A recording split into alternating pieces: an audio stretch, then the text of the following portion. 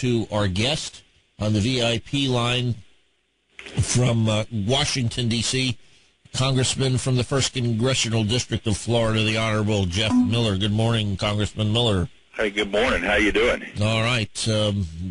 When do you guys break for your traditional August recess? Should be out of here on Friday.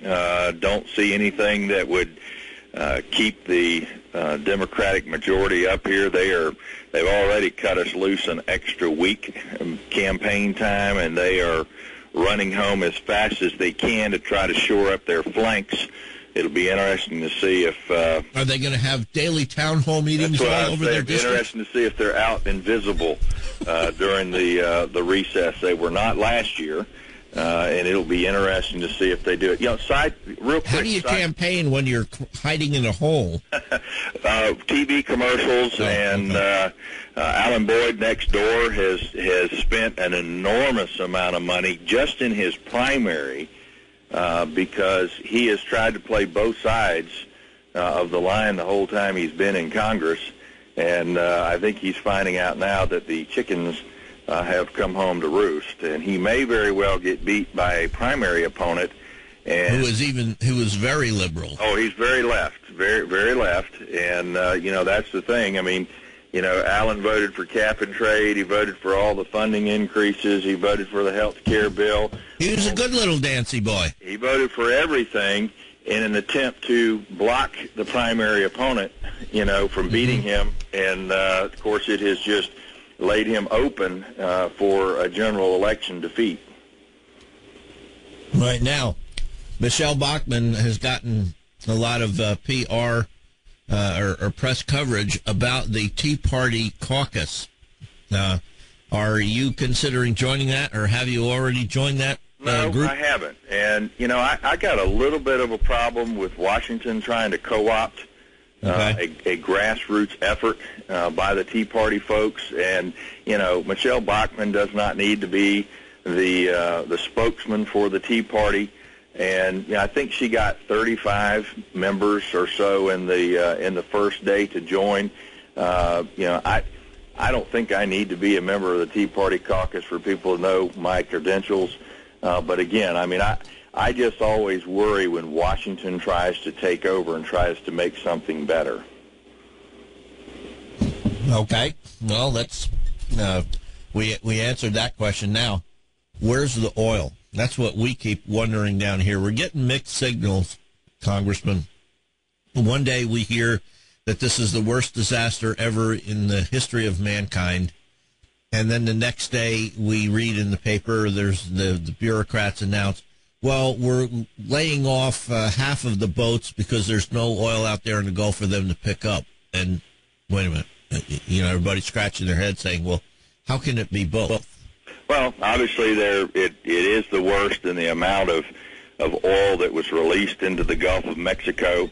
You got to remember the size of the body of water that's out there. And what's interesting is they are not finding it out there. And some of the experts are now saying, no, it has not sunk to the bottom, that, in fact, the microbes, the wave action, evaporation, and then the cleanup that's going on out there has taken care of a great deal of it. Hadn't got it all now, as the papers... You're not saying that Mother Nature has the ability to cleanse herself, are you?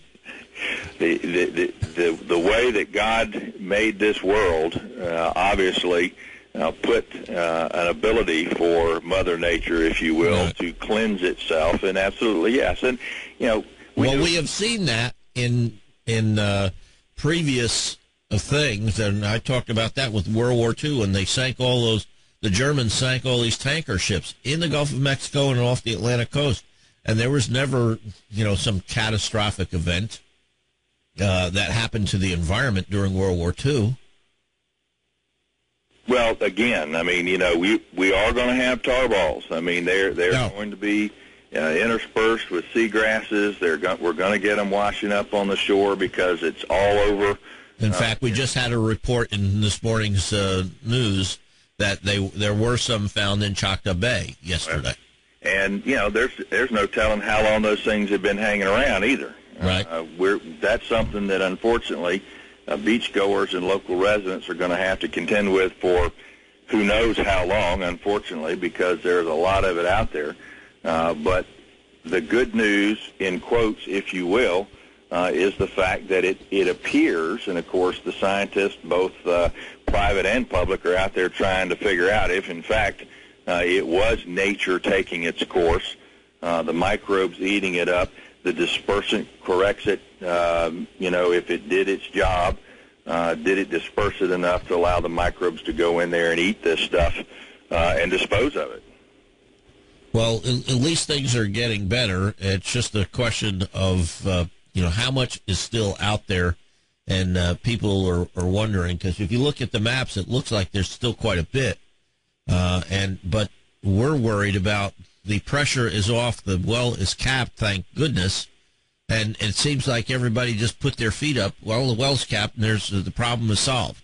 Well, and these are the same people who don't understand or didn't realize the potential problem for the psychological impact on tourism and business along the Gulf Coast. This is not going away. I mean, it's, I've heard people say, well, you make it through this cycle, BP pays the claims, and then next year your tourist season opens up again. We're talking, we're talking several years at least before people begin to really understand that the Gulf Coast is clear. They can come back and enjoy the beaches of Northwest Florida. Well, not only the beaches, but it's safe to fish in the Gulf of Mexico. Well, and I think it's been safe to fish. Right. But the impression, the psychological damage done to vacationers all across America is that, we better not go fish down there. Believe it or not, my colleagues that are on the West Coast down around Tampa, St. Petersburg area have said that their fishermen actually have received numerous cancellations because people think that there is oil in the entire Gulf of Mexico, and it's hundreds of miles away from them. And again, it's just that perpetual media onslaught that was out there that is very, very difficult to counteract. Now, your president is going why aren't we having congressional hearings dragging in the heads of the network saying, when are you guys going to correct the record? Oh, well, heavens, you wouldn't go up against the very people that help keep you propped up with what's going on. Let me tell you what they're doing, what we will. Well, no, I mean, but you do this to Congress does this to the officials from the oil company. Why is the media exempt from answering for what the impact that they've had? They shouldn't. I mean, when you tell a story about Northwest Florida and oil or tar balls hitting the beach, you don't show video of Plaquemines Parish, right?